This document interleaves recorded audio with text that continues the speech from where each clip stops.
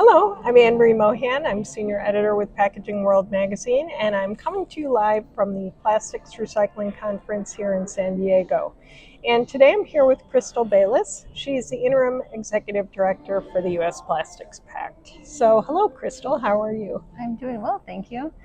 So in February, the Pact introduced a comprehensive framework for film and flexible packaging recycling or circularity in the U.S. The framework examines the challenges and the opportunities in packaging design, film collection, and end markets, and it offers recommendations for each stakeholder to advance film circularity. So could you tell us why flexible film recycling is such a critical issue, and what are some of the factors that make it such a challenge? Yeah, so that's a great question. So there's a lot of benefits to film and flexible plastic packaging, particularly because it's lightweight, and so you don't need as much plastic to protect the product, which allows you to save money.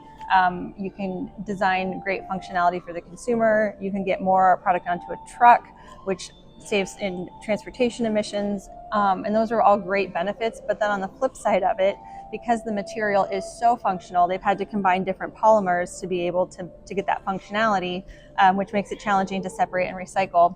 And additionally, the lightweight nature of the film makes it challenging to collect. And when they do collect, you have to get so much film before it's of a weight that makes any money in selling it. And so there's not a lot of economic incentive to collect and recycle it either. So what is the scale of the issue? How much are we losing flexible film and flexible film, multi-layer, multi-material to landfill? It's definitely the vast majority of it.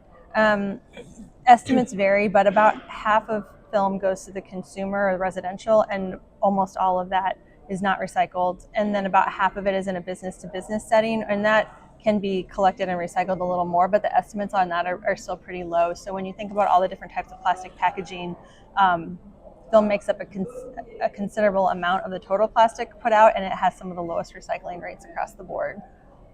Okay. So, being in the media, we're seeing press releases all the time about a new initiative, a new coalition that's addressing flexible film recycling. Some of them include the Film and Flex Task Force, led by the Circular Action Alliance, and the Peer Collaborative, led by the Film and Flex Recycling Alliance, I think which U.S. Plastics Pact is working with.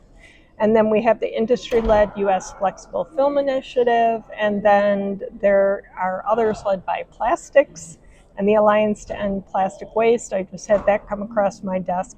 So how does the Pact's framework complement these efforts, and what does it add to the discussion?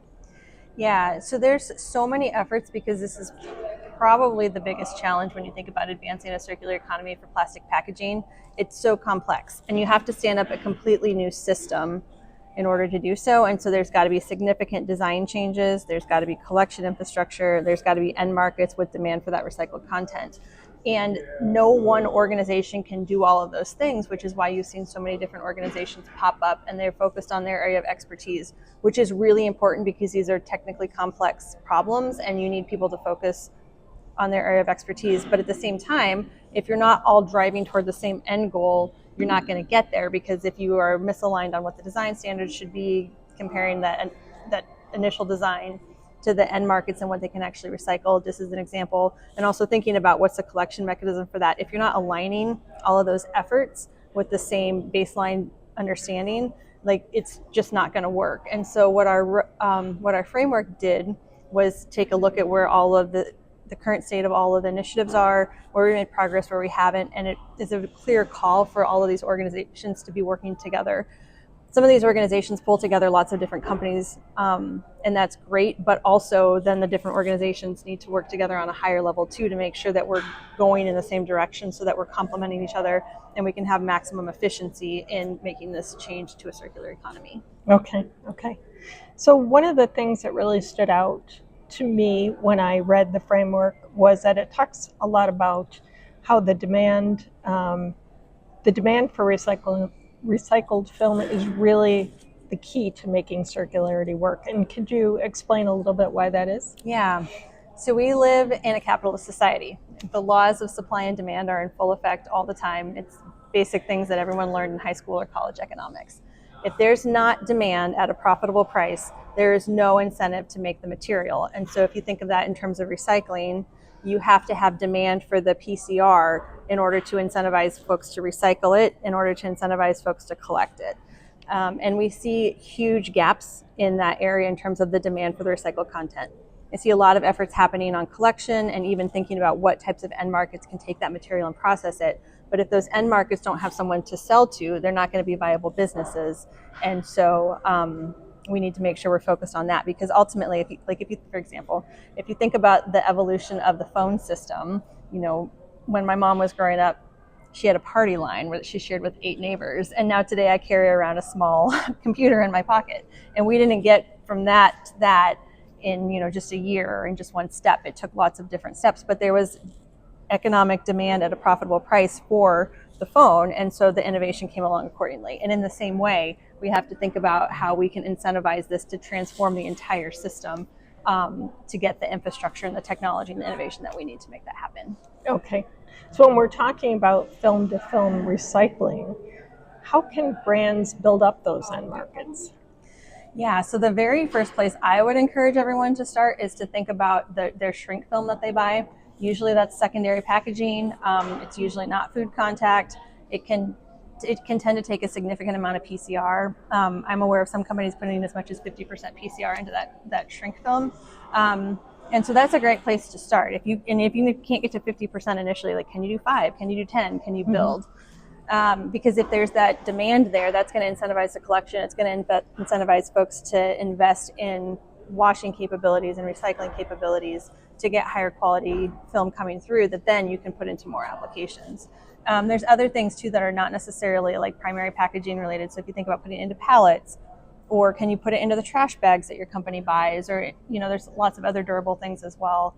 And if you think about that tiered approach, like party phone to rotary landline to car phone to cell phone, like we can eventually do the same thing with film and get to more film to film recycling. Okay, that's interesting. I usually think about film to film as being in packaging, a primary package to a primary package, but yeah, shrink film, stretch film, maybe that's where you start and build to something that's more food contact if ever possible. Yeah. So the report encourages brands to move from multi-material to mono-material films, but then it also acknowledges that some applications just aren't there yet. So where should companies focus first? What can they realistically tackle now versus what needs more innovation? Yeah, so if you take a look at our report and also at our problematic and unnecessary materials list, we took the approach from what would have the biggest impact now. So if you think about something like a box of cereal, like the bag inside of a box of cereal, or you think about a bread bag, and those are fairly large pieces of plastic. They tend to be clean and dry, and someone will want to collect and recycle those. I wouldn't necessarily start with like your tiniest piece of plastic that's going to be a challenge to collect, or something that has a ton of food contamination that no one's going to want. But if companies really focus their efforts on where it's going to make the biggest impact of those pieces of plastic in which folks definitely want to recycle it, I would start there, because that's going to have an immediate impact in terms of the amount of plastic that can get recycled. Ultimately, we need to solve all the applications, but you're not going to do it overnight. And so if you do what you can now, and then that allows more runway to work on those more difficult applications that need additional innovation. Okay. So there's also a call in this framework, a call to action for brand owners to support collection infrastructure and secondary sortation, not just to redesign their packaging. So how do you see CPGs stepping into that role, especially those who may not traditionally think of themselves as part of the recycling system? Yeah, so I think it's important for brand owners to realize that if you're putting packaging onto the market, you've got to really think about how it's going to get collected and recycled. And that's the whole nature of EPR, or extended producer responsibilities, putting that responsibility back on the brand owners. One thing that I think is a challenge is that there's a lot of brands that would love to see film collected curbside everywhere, and maybe that is possible, but right now there's a lot of challenges around that. And if we set that out as the only means to collect film, you're going to lose out on a lot of opportunities to collect meaningful amounts of film in other ways. And so I think there's a couple things they can do. So There's different organizations that invest in collection infrastructure. You can definitely partner with that. You can do clear guidelines for how to dispose of your packaging on the product. Mm-hmm. If it's not recyclable, say it's not recyclable, so people don't toss it into a bin and contaminate the recycling stream. If it is recyclable, give clear instructions on taking it to a drop-off location. And then finally, as a lot of these companies are working on EPR, whether it's direct lobbying or indirect lobbying, but I would really recommend that they advocate for all viable forms of collection to be considered, because it would be very challenging to get to a state in which curbside could be universally available to mm-hmm. consumers for a collection mechanism. And so we would want to have depot drop-offs or potentially like a second bin for collecting from home, if that's the case. But really thinking through what's going to get us quality film, that's going to get quality PCR that can still get collected in a large amount, and exploring those different options and advocating for such. Okay. So I believe in Oregon, with their EPR legislation now, they've been able to fund some drop-off locations, and I don't believe those are for flexible film, although they may be, but how much do you think EPR will impact or accelerate progress in this area? If done well, I think it can rapidly make progress. There's a lot of things that have to go into it, though. So you got to make sure that those drop-off locations are accessible. You got to make sure that the instructions to consumers are clear. You got to make sure there's convenient hours, etc. As we were developing the paper, we talked to one organization called Recycle Here in Detroit, and they had a whole drop-off system that had a variety of different community engagement efforts and things like that. And so it was fun to show up and recycle your product, and people were dropping off more than just flexible film.